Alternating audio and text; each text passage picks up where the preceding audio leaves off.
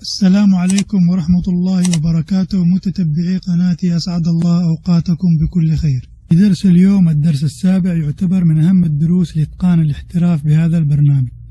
سوف نشرح بعض الخصائص والميزات الرائعة والمفيدة جدا وبشكل احترافي للمونتاج من هذه الأيقونات المتواجدة أمامكم. سنبدأ بشرح الحركة الاحترافية للفيديو بكل خصائصها المميزة. بسم الله نبدأ. سنتعرف عن أول ميزة في درس اليوم، وهي ميزة تحريك الأشياء وتحويلها إلى حركة حقيقية كأفلام الكرتون، التي هي بالحقيقة عبارة عن آلاف الصور وإنشائها بالترتيب وتحويلها إلى فيديو لإعطاء المشهد حركة حقيقية. وميزة ستوب موشن عبارة عن تصوير لعدة لقطات وإنشائها بشكل متتابع وبسرعة معينة لتعطيك حركة طبيعية. تعالوا نشاهد مثال على ذلك. الآن نضغط على هذه الأيقونة، يوجد عدة أشياء، منها تسجيل الشاشة وتصوير لقطة لشاشة العمل وتسجيل الصورة والتقاط فيديو وغيرها. نختار ستوب موشن.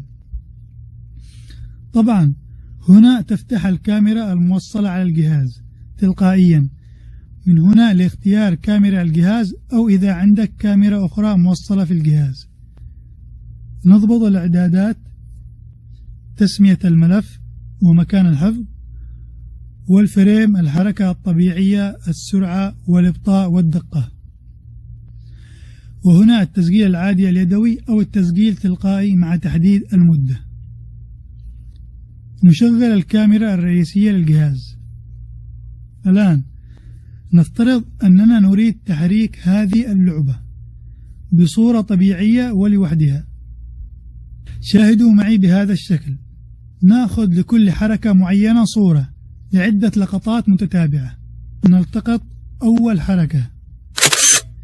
لاحظوا معي شكل الطيف للصورة، يعطيك اللقطة الأولى وكيفية أخذ اللقطة الثانية لتكون اللقطة بشكل أدق بالمسافات.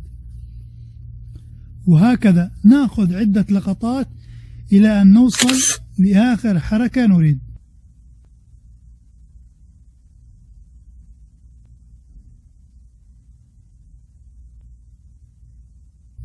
بعد الانتهاء نشاهد الحركة. وهكذا أيضا يمكنك بعد اختيار اللقطات، إذا مثلا لقطة خطأ تستطيع حذفها بهذا الشكل ديليت. الآن نضغط حفظ ثم خروج. هذا هو الفيديو الذي أنشأناه من عدة لقطات. نشاهد الآن. نستطيع التعديل عليه كأي ملف فيديو مصور. ننتقل الآن إلى هذه الأيقونة المميزة والمفيدة جدا.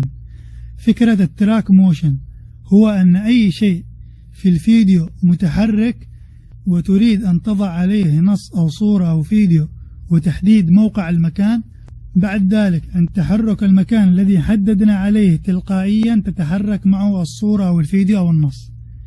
مثال لنوضح ذلك.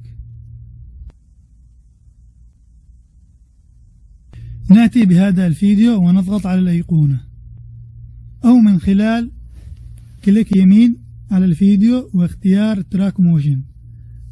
الآن من هذه النافذة ركزوا معي، المستطيل الأخضر هذا هو مساحة الشيء الذي سنقوم بإضافته، سواء كان صورة أو فيديو أو نص. هذه النقطة المهمة في التركيز على موقع الحركة، ولنفترض في هذا الموقع سيكون التركيز. نبدأ بسحب المستطيل الأخضر ونضعه بهذا الشكل لكي لا يختفي عليك أثناء تحريك المركز، على أساس مساحة الفيديو أو الصورة أو النص سيكون بهذا الموقع، وتحديدا بمركز النقطة. بعد ذلك نضغط هنا على الزر الأحمر لتطبيق الحركة. نلاحظ تسجيل الحركة والنقطة التي حددناها إلى أن ينتهي. بعد تسجيل الحركة الإشارة هنا يعني سينشئ ملف آخر لتضيف الصورة أو الفيديو أو النص التي ستتحرك بالفيديو، أو نزيل الإشارة لإنشاء الحركة بنفس الفيديو. أولا نشاهد بإزالة الإشارة ثم أوكي. نلاحظ الآن الأيقونة على الفيديو بمعنى تطبيق حركة التراك موشن على الفيديو. نأتي مثلا بصورة وليكن بهذا الشكل إلى هنا، كليك يمين ونختار ماتش موشن، تظهر نافذة الحركة. الآن نضبط مقاس الشكل، نفتح هنا لكي نتحكم يدويا بالطول والعرض. بعد ذلك عند اختيار المقاسات المناسبة للشكل تحدثنا سابقا، كليك يمين على أول نقطة ونسخ، ثم كليك يمين عند آخر نقطة ولصق. نشاهد الحركة سيكون بهذا الشكل.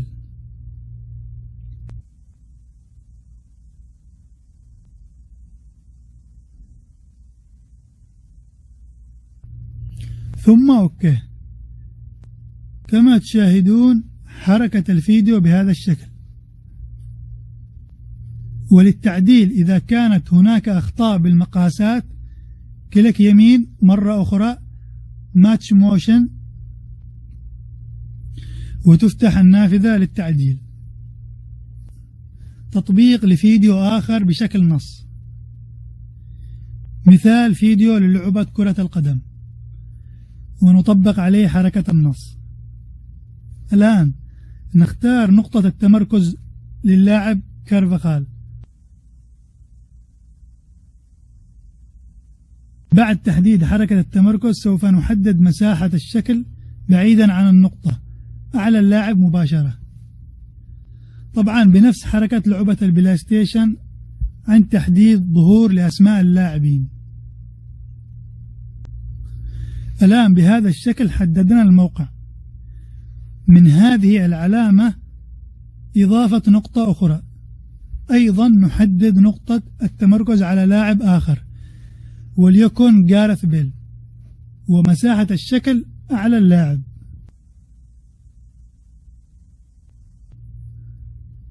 نضغط على تسجيل الحركة.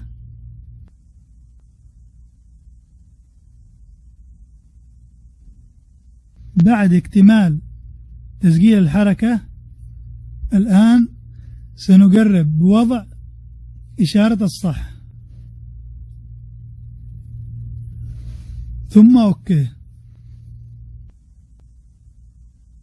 إضافة الحركة بتراكين تلقائيا، تراك للموقع الأول وتراك للموقع الثاني، وبهذا الشكل كصورة محدد عليها رقم 1 كليك يمين ريبليس واختيار فيديو أو صورة. نختار صورة شفافة على شكل نص.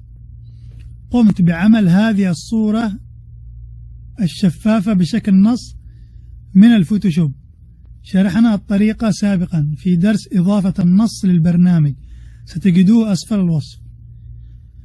ونفس الحركة للنقطة الثانية، ريبليس واختيار صورة شفافة بشكل نص آخر. الآن نشاهد حركة الفيديو.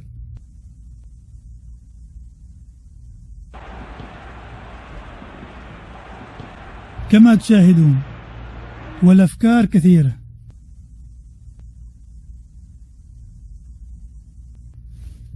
ننتقل الآن لهذه الأيقونة أيضا المتخصصة بالحركة، بعد ذلك سنكمل البقية. هذه الأيقونة للتحكم بالحركة وإعادتها. مثال لهذا المقطع الآن، نحدد المقطع ونضغط على الأيقونة من هذه النافذة.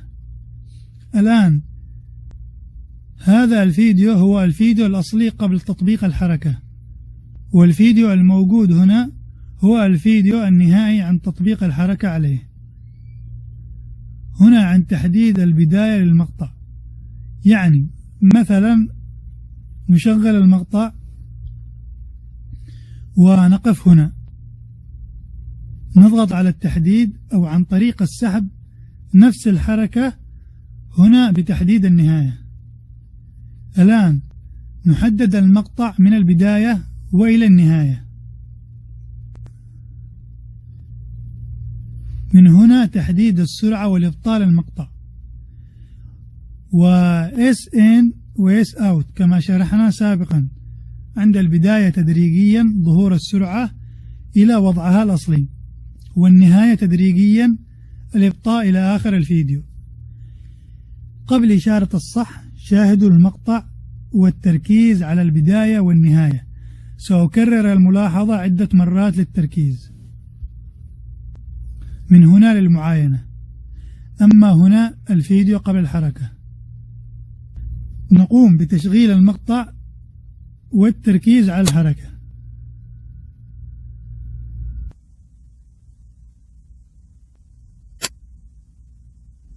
الآن نضغط على إشارة الصح للبداية والنهاية، ونلاحظ بهذا الشكل. نلاحظ بالبداية بهذا المكان، بداية الحركة طلوع بشكل بطيء بعض الشيء، وعند النهاية بهذا المكان. الآن عند الضغط على ريفرس الحركة العكسية، هنا تكرار الحركة العكسية على حسب عدد الثواني.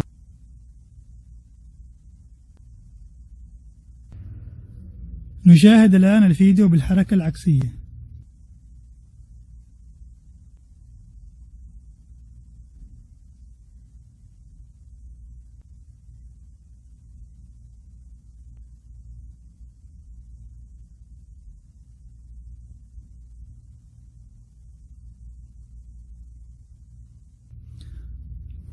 طبعا هذه الرسالة معنى أنه بمكان تحديد إنشاء الحركة سيزيل الصوت. بعد ذلك نضغط OK.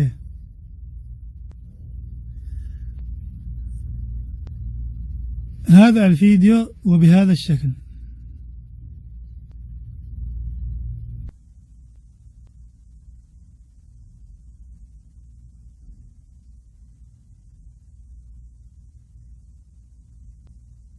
ننتقل إلى هذه الأيقونة ماسك كريتور، إنشاء قناع. وبهذه الأيقونة يوجد الكثير من الأفكار والتطبيقات. نأتي مثلا بهذا الفيديو، نضغط على هذه الأيقونة كما تشاهدون. نشرح إعدادات النافذة بشكل سريع. الآن هنا يعطيك عمل الماسك لفيديو أو ماسك لشيء ثابت. هنا فرشاة التحديد العادية، وهذه الفرشاة الذكية، أي بمعنى الأكثر دقة في التحديد، وتحديد بشكل مستطيل والشكل الدائري، والممحاة العادية والممحاة الذكية والأكثر دقة. وآخر شيء المسح كامل للعمل. هنا حجم الفرشاة والحواف نتركها كما هي، وهنا نسخ ولصق وتحريك الشيء المضلل، وأيضا وضع الماسك عند التحديد أو بشكل عكسي. أوكي. الآن عندنا هذا الفيديو. نفترض أننا نريد إخفاء أو تشويش لهذا المكان. طبعا نستخدم أداة المستطيل بشكل مرتب بهذا الشكل، أيضا هذا الجزء. بعد الاختيار للأماكن المراد إخفائها نختار هنا ثم أوكي. لاحظ الأماكن التي حددناها. الآن نأتي بفلتر خاص بالتشويش، ثم نسحبه إلى هنا كما تشاهدون.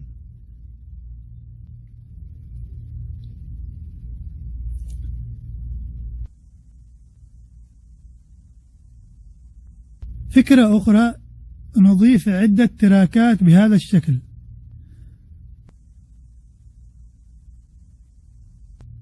ثم نختار هذا الفيديو كمثال، ونختار الأيقونة ثم ستيل ونحدد بهذا الشكل.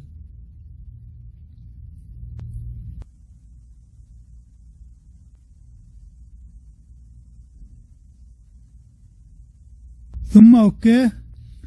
نسحب إلى التراك الأخير والأول ديليت.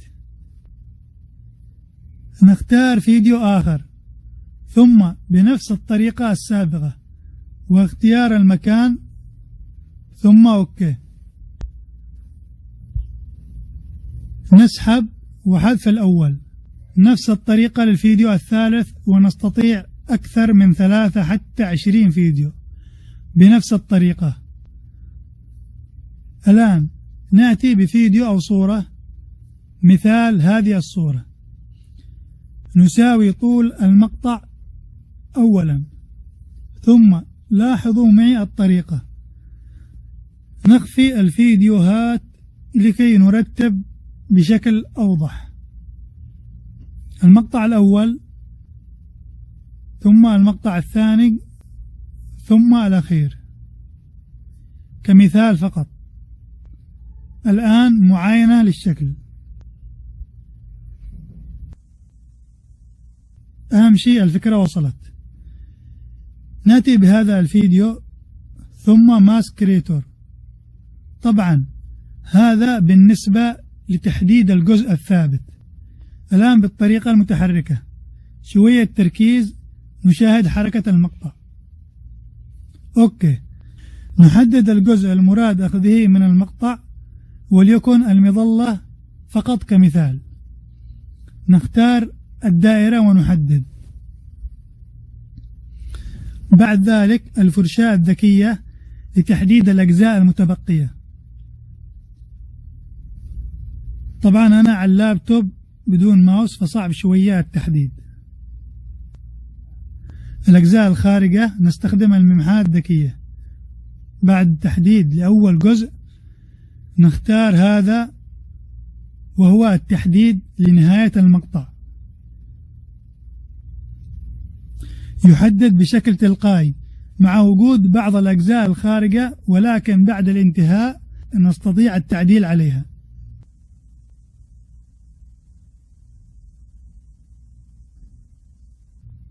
الآن بعد الانتهاء نلاحظ أن بعض الأماكن تحتاج للتعديل. نضغط على السهم في الجهة اليمنى بلوحة المفاتيح. نبدأ بأول مقطع ونرى الشكل. أي جزء يحتاج للتعديل سواء بالممحاة أو بزيادة التحديد، وهكذا نحرك بالسهم وننتقل للمقطع الآخر، وهكذا كما تشاهدون إلى أن ننتهي من التعديل للمقطع كامل. ثم أوكي. معاينة للشكل. أيضا نستطيع الرجوع للتعديل بتحديد المقطع هنا ثم ماسك كريتور.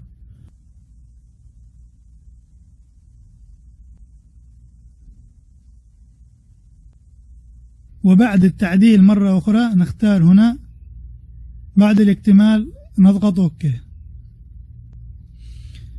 بهذا نحذف المقطع الأول ونأتي بصورة أو صورتين أو فيديو، أي شيء حسب الاختيار الفكرة كمثال. ونلاحظ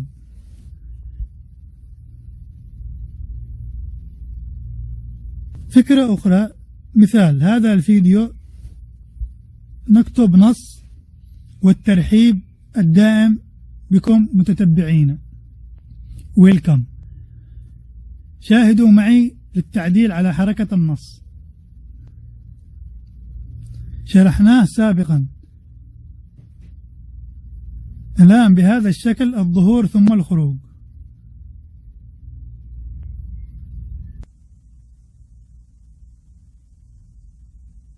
أوكي. الآن نلاحظ الفيديو. النص المكتوب يظهر أمام الشخص الطيب في الشاشة. قائمة الماسك كريتور نغير طريقة ظهور النص وكأنه من خلف هذا الشخص الطيب. نحدد الفيديو ثم نختار الأيقونة. الآن وبنفس الطريقة السابقة شاهدوا معي بشكل سريع.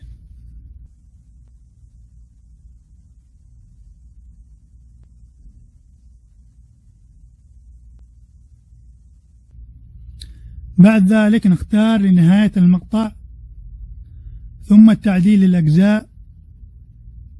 أهم شيء الفكرة وصلت.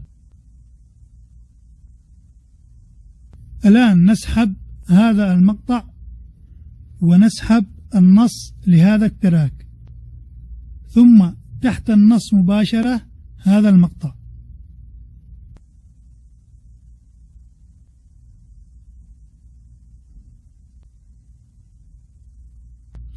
نلاحظ الآن حركة المقطع وظهور النص من خلف الشخص الطيب.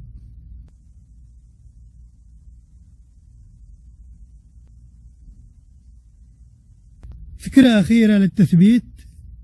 مثال هذه الصورة ثم هذا المقطع نعدل عليه ملء الشاشة.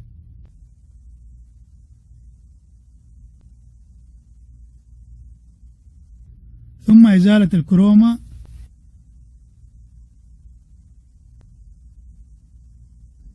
لاحظوا الشكل. نريد خروج هذا الصاروخ من داخل البحر بكل بساطة. ماسك كريتور للصورة، ثم التحديد بهذا المكان واختيار بشكل ثابت، ثم أوكي. الآن التبديل بين المقاطع بهذا الشكل.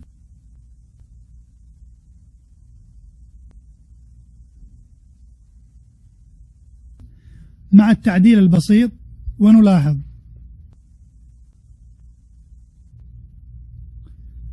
هذه طرق الماسك كريتور مع اختلاف الأفكار الكثيرة والأشكال.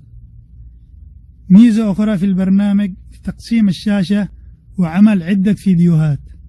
نأتي بهذا الفيديو دبل كليك، نختار تريبيوت وإشارة الصح يظهر إطار الفيديو، نعدل عليه بهذا الشكل. نذهب لقلب فيديو آخر ونضعه في هذا التراك. باختصار لعمل نفس الحجم والمقاسات كليك يمين على الفيديو الأول، نختار كوبي اتريبيوت، ثم كليك يمين على الفيديو الآخر بيست اول اتريبيوت. بعد ذلك التحريك بالأسهم من لوحة المفاتيح بهذا الشكل إلى أي مكان، وهكذا نضيف تراكين ونأتي بفيديو ثالث وبنفس الطريقة. ولك حرية إضافة الفيديوهات وتقسيم الشاشة حتى لأكثر من 4 وبالأحجام والمقاسات التي تريد. وأخيرا تقنية عرض المقطع 360 درجة. نختار الفيديو ثم كليك يمين، ومن هنا اختيار 360 تظهر هذه النافذة للتحكم بطريقة وأماكن عرض التقنية. نلاحظ شاشة المعاينة وطريقة الدوران بالعرض والميلان ومجال الرؤية وتشغيل لمعاينة المقطع.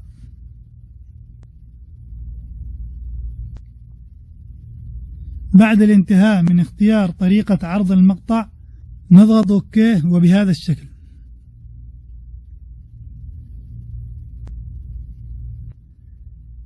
وللعودة للتعديل أو إلغاء التغييرات كليك يمين، ومن هنا أما التعديل أو إلغاء والعودة للشكل الطبيعي. ولعرض 3D للمقطع كليك يمين للمقطع ثم اختيار 3D، تظهر هذه النافذة لنختار طريقة العرض.